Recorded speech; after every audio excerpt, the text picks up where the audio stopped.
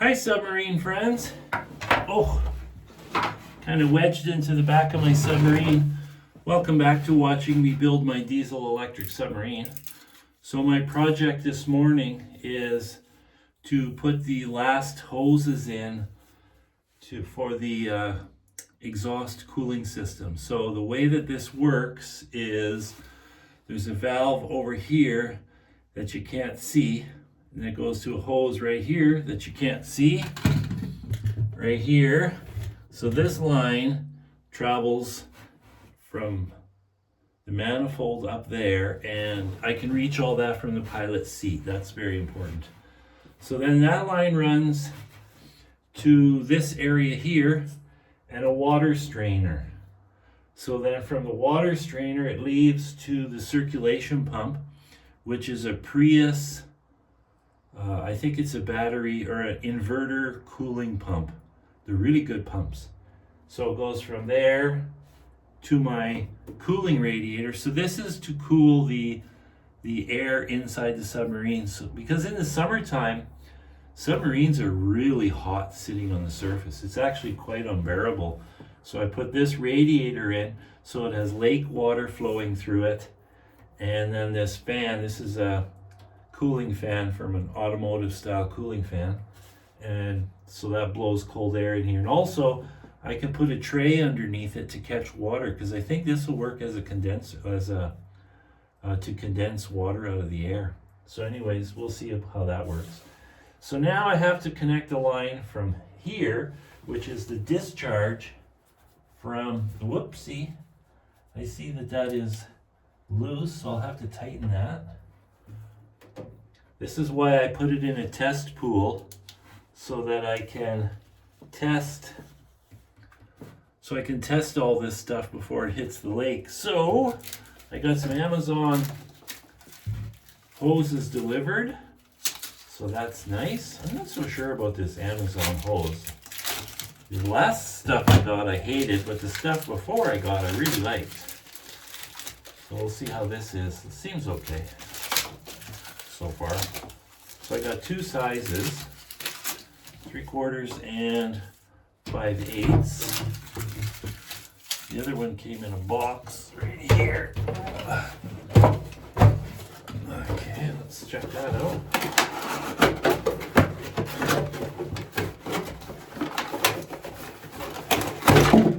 So that's the 5/8 stuff. I also brought down here some tie straps, because last time I was in here I didn't like how this was flippy floppy.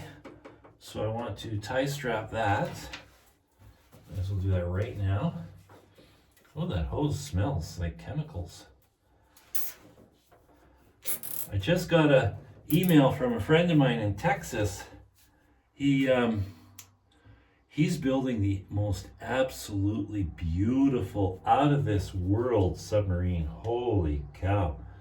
It's like beyond high tech. It's the opposite of this submarine. My submarines are very simple. I keep them very simple for a couple of reasons. I like simple, and also I'm not as smart as he is. So the computer stuff is just beyond me. But this guy, oh, that thing is just so beautiful. I can't get it out of my mind. I feel like flying down to Texas to see it. Anyways, so we have to go from here up to here. But up here needs a nipple, which we happen to have right here. I actually had to go wander around my boneyard outside to find a bunch of clamps, because I'm short on clamps. So I just went over to my deep diving submarine, which is all apart now, and I robbed off it a whole bunch of clamps. So I'm in good shape now. So that just goes right there. I gotta tighten that. And I gotta tighten that fitting onto the, I'll do that at the same time. I'll do that right now before I forget.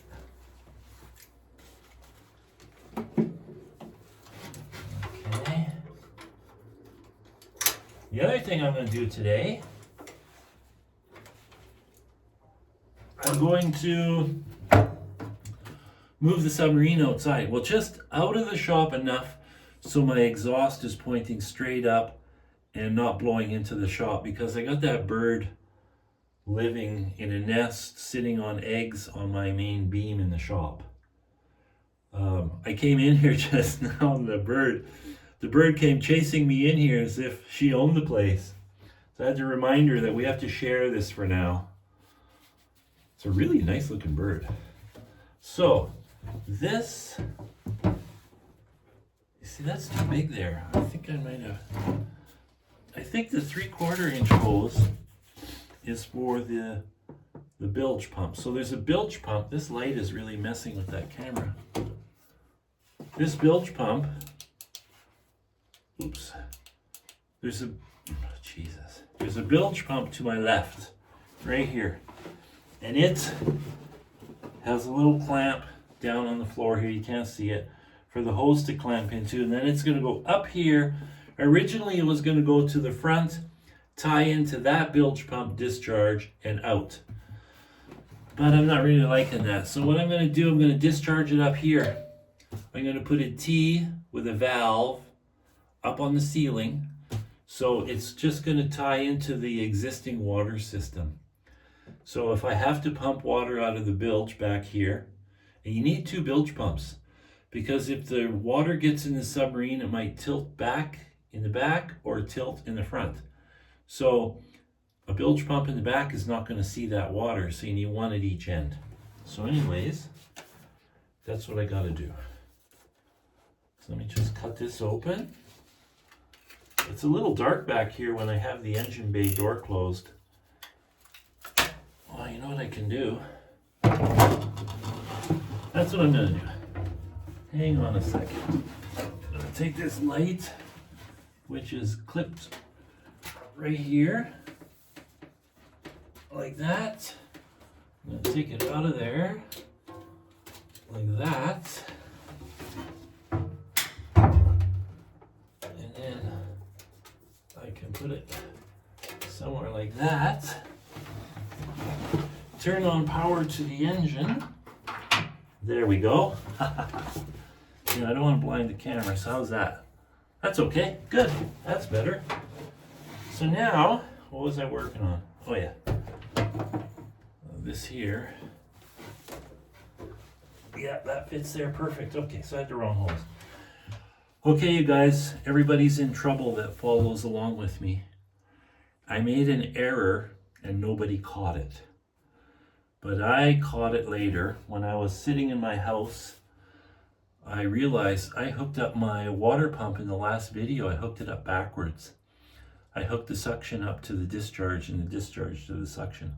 You guys have to keep an eye on me, because when I screw up, you guys have to catch it. Okay, so now we gotta clamp that guy. I just love this. This is like the way to do it. These clamps are a bit big, but I guess it doesn't matter. At least I think. Let's see what happens. I tighten that up.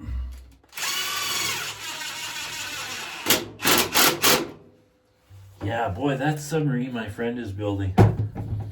Everything is totally computerized. The life support system, battery management. The computer keeps track of how many cycles the batteries charge and discharge. Like, it's just out of this world. I sent him an email just to catch up and see how he's doing and how his project is going. And that's when he sent me some pictures of it. Holy cow. He's been working on it for several years now. But whenever anybody in our submarine crowd has a really technical question, this guy's like, no problem. He has the answer. He's like a mega engineer. Okay. So this is going to go in here. Now, I really would like to have a 90-degree here, but I don't have one right now. So I'm just going to hook it up the way it is, because it's not going to bother anything. And it's, I'm so busy talking I can't remember if I put thread tape on this, so I have to check. Yeah, I did. Good. Whenever I go on a dive trip with a submarine to the US, I meet my friend from Texas. His name's Cliff. He brings his submarine and I bring my submarine. We do stuff for scientists. So last time I dove with him was in Flathead Lake, Montana.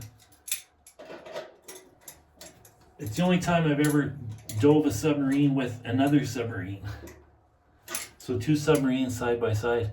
If you go on my Facebook page, you can see a picture of his sub and my sub underwater. It's pretty neat.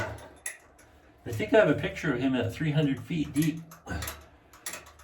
That's the depth rating for his sub. Mine was 1,000. Okay, that's good. So now that hose hooks up to that spot. And again, I don't really like this because it makes a 90-degree bend. I mean, it doesn't hurt anything. It's just not, doesn't really look very good. Cliff would never do this. He would have the 90, and it would be stainless steel. Okay. Okay, oh, come on. Come on.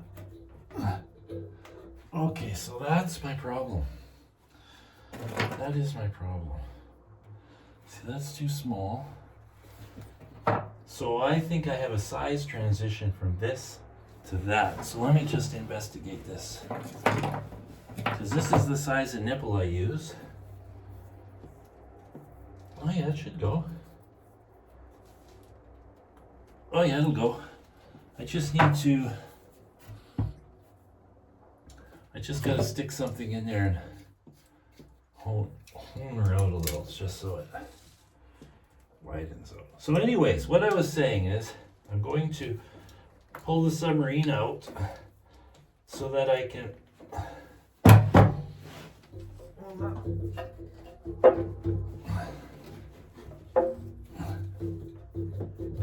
there we go. I'm going to pull the submarine out so that I can fire up the engine without bothering my bird. It's amazing, isn't it? The trouble I go through for my bird. But it's a really nice bird. And then the other thing I want to do while the submarine is outside, I've got the crane sitting out there already, ready to pick it and roll it out. But I want to put the deck and sail back on and then get the vent valves hooked up. So I was at the dump yesterday in the metal pile. I'm so excited. And I found the perfect pipe that I've been waiting to find to connect to carry the air from the ballast tank to the valves. And it's a galvanized pipe from a garage door opener that the spring goes on and then the pulleys go on the end. Perfect size, galvanized. So that's really good. I've been waiting to come across something, and finally I did. Okay. Come on.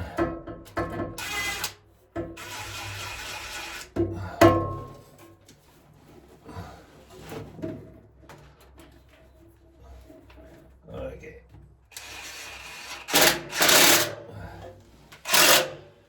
There's like no pressure on this at all.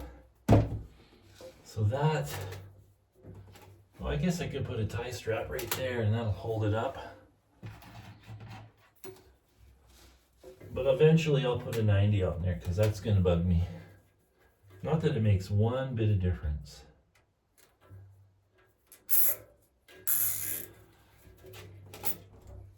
Okay. See? As long as this door can open, it's going to slide against it. See that? That's a problem. So it has to go up. There we go. So now the door will clear. So I will have to put a 90 on there because that's going to be a pain in the butt. Okay. I'm quite excited to get the deck back on the sub because it's going to look like a submarine again. Okay. Cut that off. Cut that tail off. There we go. Okay, so now that's tightened from the cooling radiator into the hose, or I mean into the... So this now feeds water to the top of the exhaust manifold. Not exhaust manifold, water-cooled downpipe. This does not have a water-cooled manifold. It has the original cast iron manifold, but it's so tiny. I don't think it's gonna be a heat problem at all, because the whole engine compartment is submerged in really cold lake water. So now, the water comes out of the engine compartment right here. So it's cooled that downpipe, and it really is effective. So now I have to put a clamp on that. And then, well, let me just get the clamp on. Uno momento. Okay. Oops. Come on.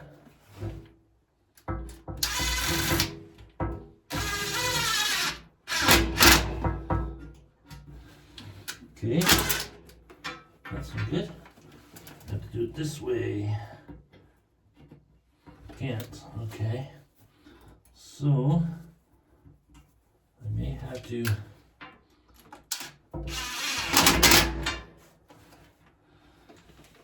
that clamp is, oh no, it's okay. It's gonna hit though. I'm gonna have to cut that clamp off the tail. I'll just wait till I have a flat screwdriver in here and then I can tighten it flipped over. No problem. Okay, so now that clamp is tight. So the water cooled the downpipe. Now it goes to a second cooling pipe. And this one, oh, I've got the hydraulics open still. Okay, I guess it doesn't matter. I thought I left the hydraulic valve closed because I had a leak and I wanted to monitor it, but it doesn't seem to be leaking, so I guess we're good. Good, that looks good. That all looks good. My air pressure is still sitting at 60 psi. That means there's no leaks. Okay, so now we go from here. You see that? So this guy here is the discharge for this section of pipe. Now these are stainless steel. The pipe inside with the exhaust in it is stainless steel, but the outer pipe is carbon steel. So I have a plan. And my plan is I'm going to, not right now, I got oil on my hands, so something is wet. I don't know what. Might just be residual. Because that looks okay. Well, I'm going to have to guard that. I'm going to do that right now. This hydraulic hose is touching this metal. So what I do, whenever that is the case, I put a hose clamp on the hydraulic line, and that gets a metal barrier in between the two. Because that is not good. Not good at all.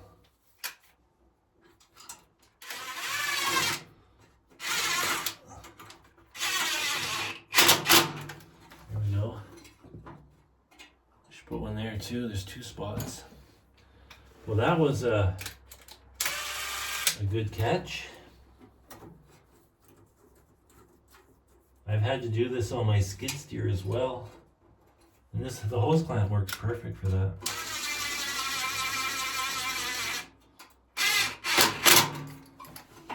There we go.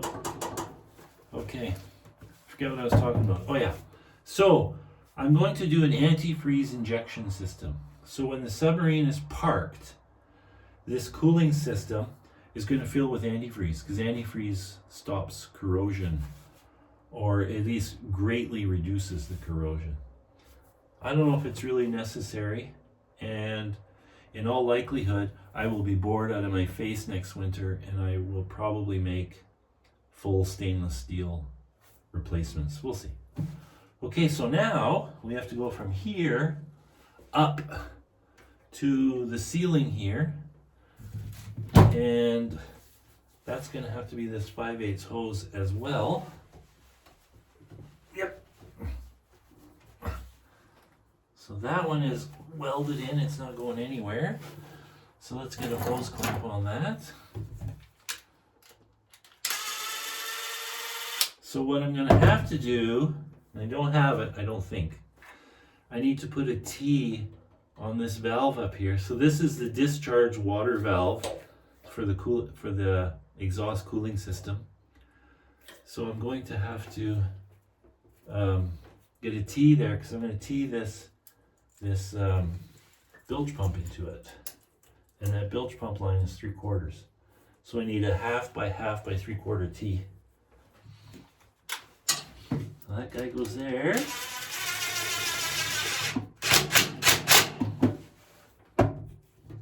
And then we dig the test pool and we put her back in the water. That's pretty exciting. Okay, so this needs to be routed up here, out of the way. So let's put it behind this manifold, or this exhaust pipe, like so. Oops, we don't want to kink it.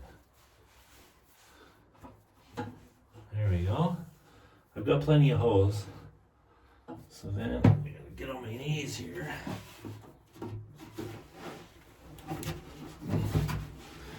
Okay. So then this guy, we'll put him behind the air intake, which still has to be tightened. I really need to get on that. It's a very boring job. It's like 1/8 of a turn at a time with an Allen key. That's why it's not done. So then this, pull this up like so, like so. Then it can come here. Ta-da, right there. So I don't have the T, so I think what I'll do is I'll just tuck the hose in here for now. And then I will put the 3/4 line in. Now you can't see it, but what I did is I took a piece of steel pipe and I split it, and so I got a 1-inch long piece of 1-inch steel pipe, and I split it so that I just have a U, and that U holds this hose. So the hose plugs into the bilge pump, which you can't see. You'll be able to see it now. Ta-da. So this hose will plug into this. Perfect. Then we will clamp it. I always forget to put the clamp on first. So that goes there. Like so.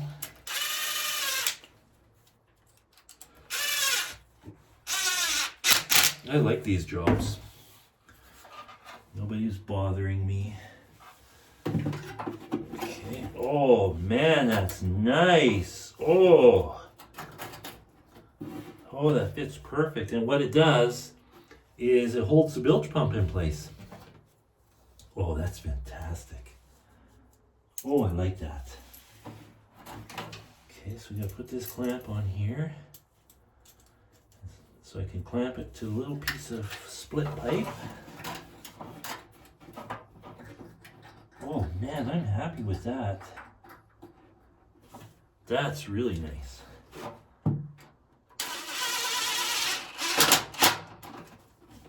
I'm going to put another clamp on the other side. So there's a clamp on each side of it, and I've got a million clamps, so we don't have to worry about running out of clamps. Okay, so that's going to go there. It's pretty dark in there. Where's my headlamp? Right here. There we go. There we go. Okay, just tighten that up. Oh, so that bilge pump can just wiggle a little bit.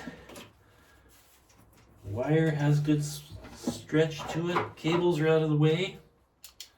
Excellent. I'm going to move this plywood ahead. I have a little plywood floor here, but it doesn't clear the bilge pump. It's a little taller. The bilge pump's a little taller. Okay, so now this hose, this is what makes the project expensive. It's just unbelievable how all this kind of stuff adds up. Like this was, how much was this? I think this was $80 for the 2 lengths of hose. Like that adds up fast when you start doing that every day. So the cost of this is climbing. And I'm building this thing out of, you know, leftover stuff. Like I didn't want to spend a ton of money on this project. I was hoping to do it for about $10,000, but I don't keep track either. I'm pretty sure I'm over 10,000. Okay. Like my master switch for the back for the engine power, I stole that off my crane truck. So I steal a lot of parts off of things. I mean, why not? There's nothing wrong with it. It wasn't being used. Okay. So now this hose, it has to come to right here as well. So I'm going to have some hose left over. It's always good to have hose on the shelf. Okay. So now this will also go behind this. See, doesn't that look nice and clean? That looks terrific. Look at that. Look at that. And then that'll go into the T, which you can't see because it's not there. So I'm just going to tuck that in there. So I have this valve, which is going to go into the T. And then this hose can just go into a nipple, like so, into that valve. But actually, I'll go into my house. I have containers with fittings, and maybe I have a T. I'm just looking over there. I see an elbow, but not a T. I see nipples, so I got that. So yeah, I just need to go from here. Yeah. Well, that's too bad I don't have that, because that would be all done. It's getting a little crowded in here, but this hydraulic hose, which is looped around here, I actually bought a fitting so that I can move that. But I want to wait with that until I have to crack the hydraulics open, because I'm going to end up making a mess. It's not a big deal. So I'd rather just wait until I have to make a mess and then do 2 things at once. Okay, so that's all good. That's good. That's good. That's all good. That's air to the rear ballast tank. That's just a capped off line. Okay, so that's it. I'm going to have to go look for a part for that. And then I'm going to get this thing dragged outside. So in my next video, I should be able to show off my propeller spinning and my electric motors spinning. Ciao.